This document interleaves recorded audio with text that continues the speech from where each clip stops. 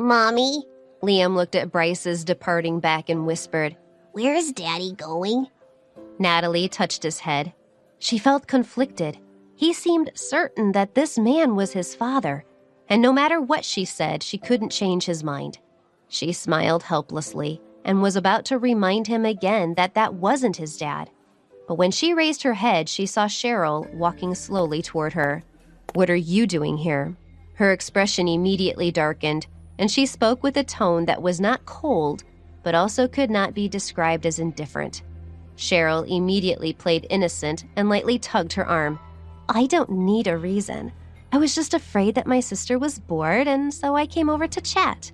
Why was she suddenly acting so kind? She'd been angry just now, and now she was trying to provoke her. "Natalie, you don't know this, but I actually used to envy you." Seeing that Natalie wasn't paying attention to her, Cheryl pouted and continued sadly. "Ever since I was young, Dad was always with you, while Mom and I lived in that rented apartment. I was really envious of you. I even wanted to snatch Dad and Nick away from you." Natalie found it funny that she spoke as if she had been wronged, but didn't know who was responsible for it. "But, you know, big sis," Cheryl choked, and her voice filled with sobs. "Nick was really loyal to you. He only wanted to be with you, which is why I made you hurt me, so that I could get his attention, so that he would care for me. In the first year after you went abroad, he was in turmoil. But by helping him through the most difficult days of his life and letting him see my strengths, he slowly started to develop feelings for me." "Have you finished?" Just as Cheryl was getting started, Natalie, who remained expressionless, interrupted her. "I'm not interested in listening to your emotional story, nor do I have time to watch you brag." "Why?" She immediately put on a sad expression and then laughed out loud. "You're not holding yourself back anymore. Well, it's true. You've always been like this. That's what I like about you most. Otherwise, 5 years ago, you wouldn't have played into my hands like a fool. Do you think you can become a queen bee just by with Bryce Clare? He doesn't know about your past, does he?" Cheryl had a face full of mischief. She tapped her chin with her finger and casually picked up a glass of wine from a server beside her. "If he knew that you still had feelings for your little sister's fiancé, how would he react?" She thrust the wine into Natalie's hands and pushed her away with a frown. Then she smirked and threw herself to the ground.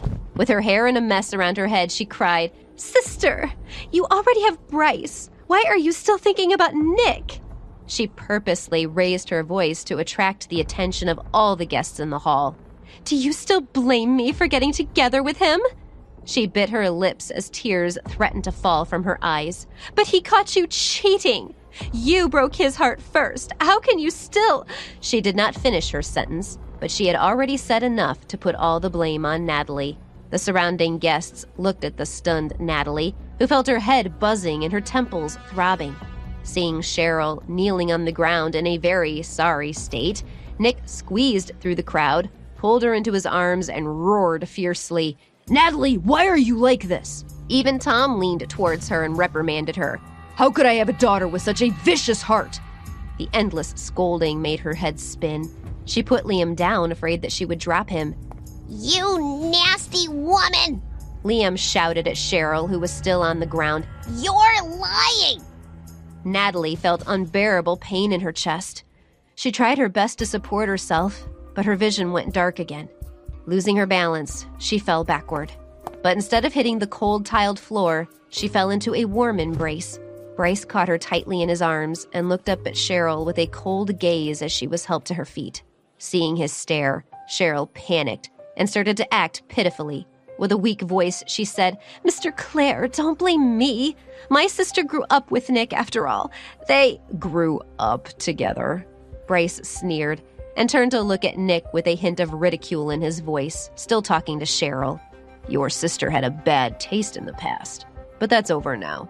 With me here, why would she want any other man?" He did not react to Cheryl's stupefied expression. Instead, he picked up Liam with one arm and hugged the unconscious Natalie close to him before turning around and leaving. How far will Cheryl go to break apart Natalie's world? Why is Bryce interested in helping Natalie deal with her evil stepsister? Download the Pocket FM audio app to listen to the series uninterrupted. The link is in the description box. Don't forget to like, subscribe, and share for more gripping stories.